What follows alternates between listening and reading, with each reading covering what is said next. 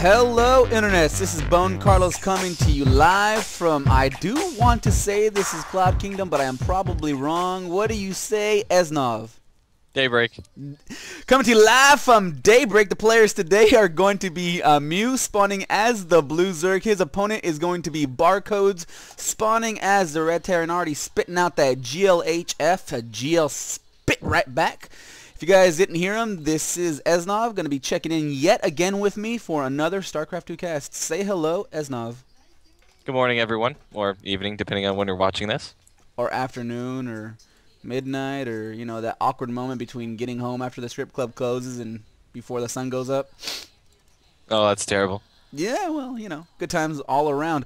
As we were saying, this is Daybreak PvZ. Easy enough to secure natural expansion for both players. What do you expect out of these guys? Keep in mind though that these guys are Masters level players. I'm gonna definitely expect good macro from these guys. Honestly, I'm really hoping to see some kind of mech play, but I doubt I will. But good, we're gonna see good fundamentals from these guys and just a strong overall macro game. Strong overall macro game. That's my prediction. That is your prediction, and you know what? Hopefully you are correct. Even though these guys are Masters level players, there can be an issue sometimes where they let their game slip up just a little bit and only focus on one over the other. I'm talking, of course, about micro over macro. And already we see Mew doing something a little bit interesting, sending his initial drone up here to the northern side of the map. Maybe he is checking for any sort of proxy barracks since he is already taking his natural expansion at around the 2-minute 10 mark. So yeah, so it's about this, that natural expansion is around the same time when it should be coming up anyway. And Barcode is already actually putting down a proxy barracks, so Mew was right to scout for that. What do you think of that? That's definitely good scouting on his part. Based on what I'm seeing over here, though, I have without the gas, this kind of leads me to believe he's going to take a fast third, just because Zergs generally grab gas in the pool kind of at the same time, so they can rush out link speed. But if you notice, pool's just now fairly underway, about 3 minutes, no gas. So I'm predicting a fast third out of the Zerg player. Yeah, definitely see that that spawning pool pretty much extractor around the same time. That way they have that 100 gas as soon as that spawning pool pops. No gas just yet for Barcode, so he looks like he's trying to gear up for a standard one barracks opening, but with that second barracks that Mew hasn't spotted, it could be spell a little bit of an interesting predicament for Mew, and especially since there is a bunker being put down at his natural expansion. If Mew isn't careful, this could finish. It's already 25% down, not sending any drones over there. Is this a mistake? Ooh, well, a lot of times it could be a mistake. We'll have to find out how well he can micro this SCV, because a lot of times what tends to happen is you either underreact or you overreact. Overreact meaning pulling way too many drones, or underreact meaning pulling them late. But I think he's got it now. Yeah, he definitely does have it. He's with that spine crawler about 25% done. This bunker will finish, but I don't think the Marines are going to be able to get into there. Already looks like the drones are trying to surround the bunker, keeping the Marines from going in there, but it's too little too late. The Marines are there. The SCVs are there for repair. They are going to go ahead and whittle away the spine crawler. It is about 80% done, but with those two SCVs there for repair, 2 more Lings pox, so 8 Lings there. Ling, Queen, spine crawler. Spine crawler will fall, unfortunately. But now it's going to be Ling, Queen versus Bunker. But he's actually going to, looks like Mew is actually going to go ahead and send his Lings over to the main base of Barcodes. I don't think this is the right decision. This could be very detrimental to himself, especially since Terran can just go ahead and wall off, since as Barcode has already done, this hatchery might go down. Yeah, I'm pretty surprised that he did that, just because of the fact that those Ling combined the Ling at his base and the Queen there, he would easily be able to take out this bunker right now. I see no real reason why this hatchery has to die. Yeah, no, he is he is mining out of his extractor, so gas on the way. Spine crawler in his main base. Plenty of Lings there for defense in the main base as well, but this natural expansion will go down. No defense there. Now the Lings are pretty much useless over in Barcode's natural expansion. Maybe he might be able to save them up for a sort of a bailing bust, but at the cost of the 300 minerals and the drone.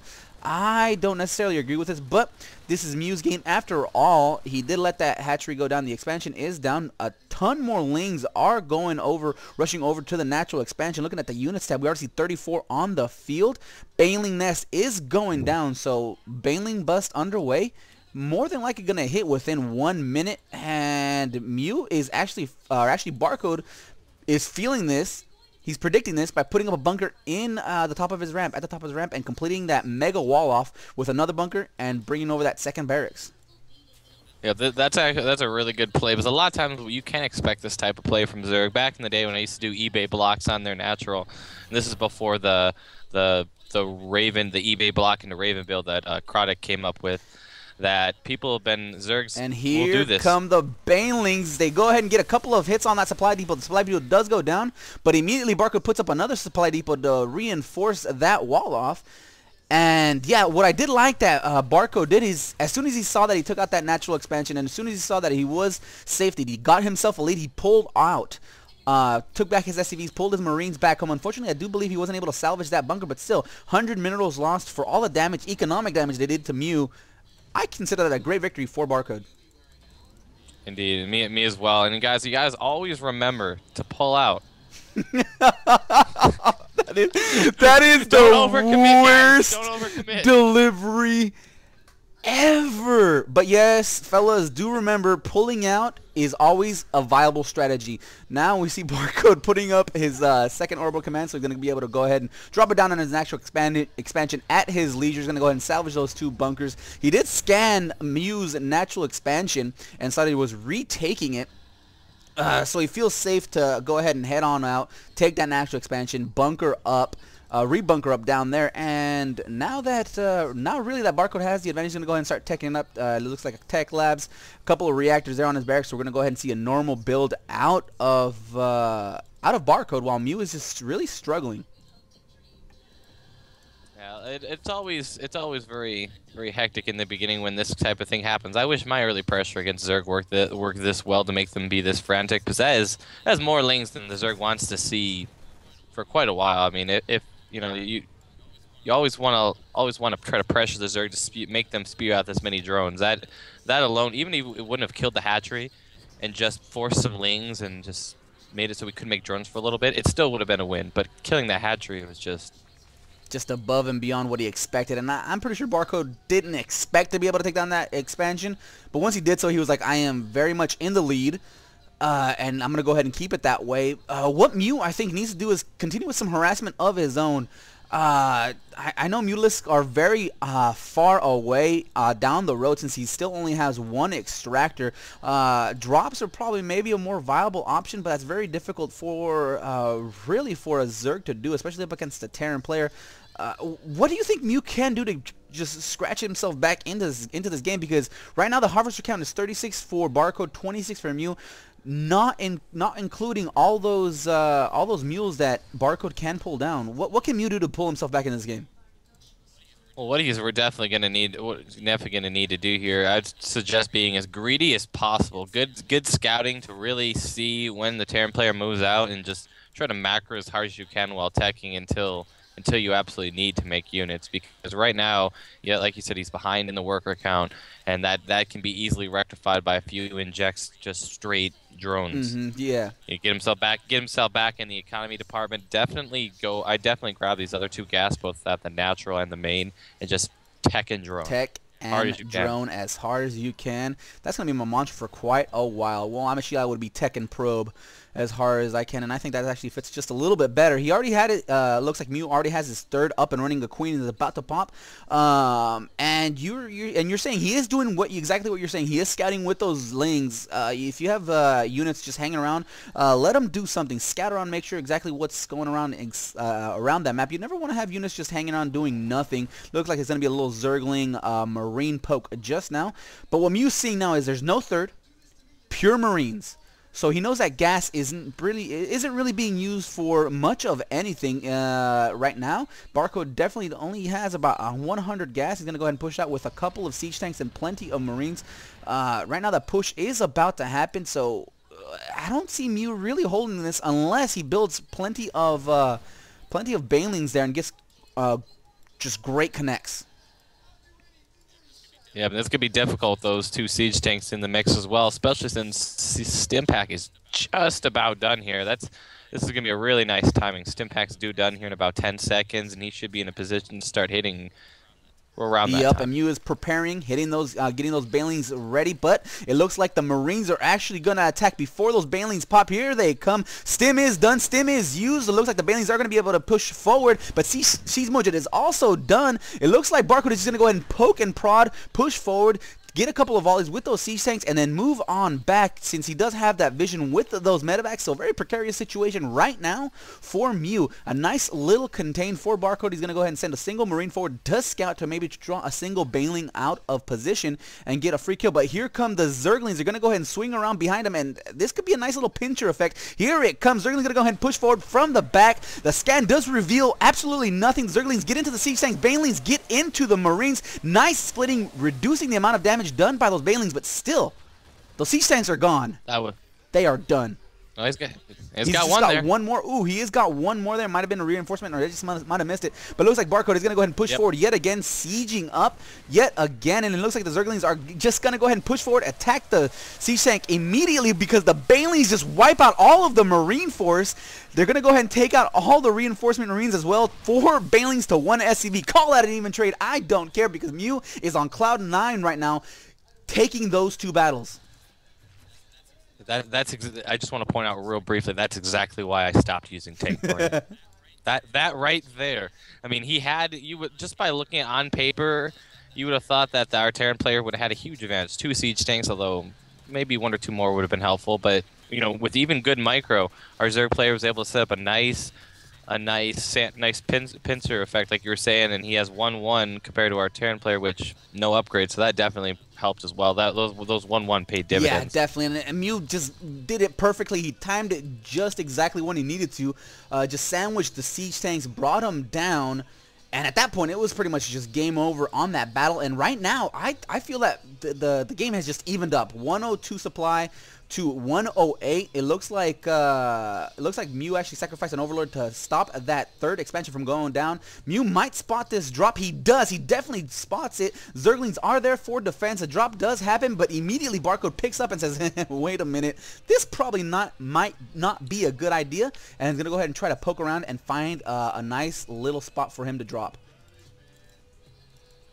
Yep, there we go. And honestly, just the fact that he's behind on upgrades right now is really up. I believe he just evened up at 1-1. That attack, those Ling upgrades and that split was just exactly what he needed. Yes, definitely. And right now, mutas are on the way. 9 mutas are on the way against this just a slightly fragile force that Barcode has. I mean, right now he's just purely on Marine siege tank still. Looks like Mew is taking his 4th. Mutalisk just popped. There is a missile turret in the natural expansion in the main base, and 1 more going up on the 3rd. So he will be safe for the time being, but he will still cause a bit of a just split decisions by Barcode. 1 Mutalisk just does go down. The rally was unfortunate. Those Mutalisks are going to go ahead and attack that missile turret. 1 more Mutalisk does go down, but it forces Barcode to make a decision, and whenever you make your opponent make a decision, you could exploit that very easily. Looks like Barcode is just choosing not to engage those Mutalisks. He's going to go ahead and just push straight forward with his force. Marine siege tank going on to the 3rd base. Is this the right decision for Barcode at the moment? I would think so, because those Mutalisks are basically designed to pin you in your base. They're not something that the Zerg player wants to use in a direct fight, unless he has to, because of the fact that they don't do that great of damage. They're very close range, so there's a lot of reasons why you don't want to use them in a direct fight. Yeah, and that's exactly what didn't happen. Barcode was just destroyed on that 3rd base, while his own 3rd base was destroyed as well. LOL out of Barcode. There was no splitting on those Marines. Banelings took care of those Marines at Mew's 3rd base. Zerglings had free time with those siege tanks, while on the other side of the map, the Zerglings took out that missile tower. Mutalisk cleaned it up. Mew took his 4th. What a turnaround from that early aggression, early pressure by Barcode. Yeah, this is not the way I saw this game going from the open of it. Such a strong bunker pressure where you luck out and actually get that hatchery, and then it just kind of falters from there. Yeah, but now it's definitely in Mew's favor. He does have the supply advantage, 148 to 128. Looks like the Banelings and Zerglings do have 2-2 Marines, or at 1-1. And now it's Barcode's time to scramble and try to buy himself some time. And I honestly don't see that happening. He did try to drop earlier, but Mew was right on top of it. He managed to catch it right as it was dropping, and nothing happened. Now we see Mew just flying around with his Mutalisk, trying to poke and prod, see what he can find. But it looks like it looks like Mew's just going for the kill right now. Zerglings are going to go ahead and stream forward. They're going to go ahead and go into that siege line. They're going to go ahead and try to get us around, but Mew pulls back immediately, loses units needlessly. It looks like, I think he just didn't feel right attacking at that moment. Might wait for those 62 Zerglings that are about ready to pop, and once they do, I think it's going to be game over for Barcode. I'm really surprised. I really feel like he could have got in there just because there's only 2 siege tanks, and by the time those 2 siege tanks took out this massive amount of Banelings here, 30, those Marines would have all been wiped out, and then these Zerglings would have just been able to run in, especially with the reinforcing Zerglings that are coming. So he could have won right there, really. He was just being a little more overcautious, which is good, because I've had games where the Zerg would attack into me at a bad position because they think they're ahead, and it would just go definitely. poorly. But you know what, Mew? You know what? You could agree and disagree both sides of that point. He was just being too cautious, or he wasn't being cautious enough, or he making the right play. Either way, it's ultimately his decision, and he feels that he just really wanted those extra Zerglings there for just reinforcements and what have you. But now it looks like he's going to go ahead and gearing up to get those 3-3 upgrades for his ground forces. Ultralisk Cavern is underway. He does have 5 bases now compared to the Terran's 3. Well, really 2, since his main is pretty much mined out, and well, you know, Muse is pretty much mined out as well. So really 4 bases to 2.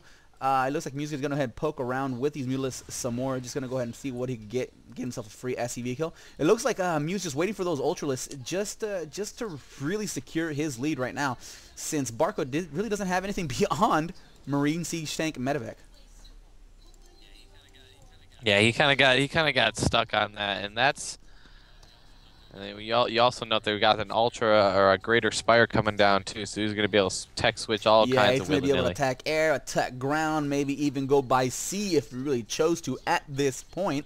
I know they're in space, but that was the joke. Mew's going to go ahead and move around with his Baneling force yet again. It looks like he might be gearing up to take a 6th base, but no. He's going to do another little bit of a pincer effect. Mutalisk to the north, Zerglings to the south. It looks like Barcode is going to go ahead and try to take that middle of map, trying to go ahead and take his 4th base, but the creep spread is just too high. It looks like Mew just knows where the army is. Here it comes. Ultralisk Baneling, Zergling from the south. Looks like another huge force of Mutalisk and Zergling from the north. All sorts of devastation. Barcode just GG's. That was a fun game. I loved it. Masters level play. You had swings both sides. What do you think of that game overall? Overall, that was definitely a great game, and honestly, I got just flashbacks from my days of Bio or Biomag. Just that happened. That type of situation. Yeah. So yeah, definitely, I think Mew's key to success in this game was just taking those 2 early Marine tank aggression by Barcode and just shoving it back into his face. If that didn't happen, it would be a very different game. That's just my opinion. And no, you're definitely right on that. It's just he did exactly what he should have in that situation. Just tech, drone, upgraded, and just engaged in an intelligent manner, because that's a Zerg that knows how to engage in a really intelligent manner is so deadly. So that was it for this replay. I hope you guys enjoyed. If not, leave comments down below on what we could do to make these more enjoyable for you. If you have one of your own games you'd like for us to cast, feel free to upload them to one of the more major replay sites. Drop.sc is very popular. SC2 Replays, I do believe, is still up and running. There are plenty others all around the website. So link us to that, and we'll be more than happy to take care of them for you. Other than that, I am pretty much done here. What about you, Esnov? Yep, probably time to ladder for me. See you all next time.